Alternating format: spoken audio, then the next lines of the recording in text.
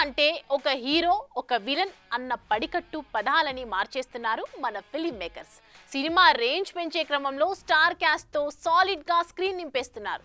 ఇప్పటికే Kollywood star director Lokesh కూలీ కోసం ఇలాగే స్టార్స్ ని ఇంపోర్ట్ చేయగా ఇప్పుడు నెల్సన్ కూడా జైలర్ 2 కోసం ఇదే బాటలోనే నడుస్తున్నాడట. అయితే ఇందులో ఏకంగా 2 టాలీవుడ్ టాప్ స్టార్స్ నటిస్తున్నారన్న వార్తలు రావటం ఇక్కడ విశేషం.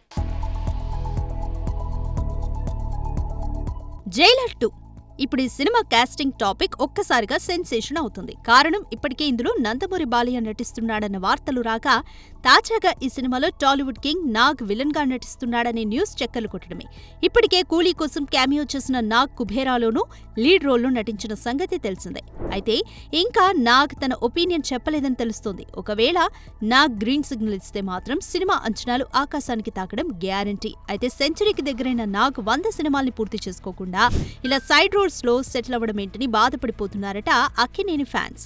ఇక ఇదే సినిమాకి సంబంధించిన మరో న్యూస్ మీడియాలో తెగ హైలైట్ అవుతోంది. జైలర్ 1లో రజనీ భార్యగా రమ్యకృష్ణ కనిపించగా ఇప్పుడు రమ్యకృష్ణకి తోడు బాలీవుడ్ భామ విద్యా బాలన్ కూడా ఈ సినిమాలో నటించబోతుందని సమాచారం.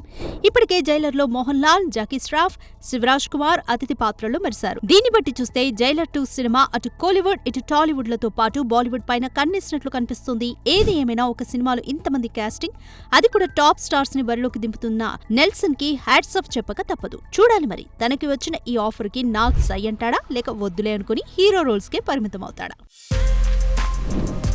For more videos like this, subscribe Big TV channel.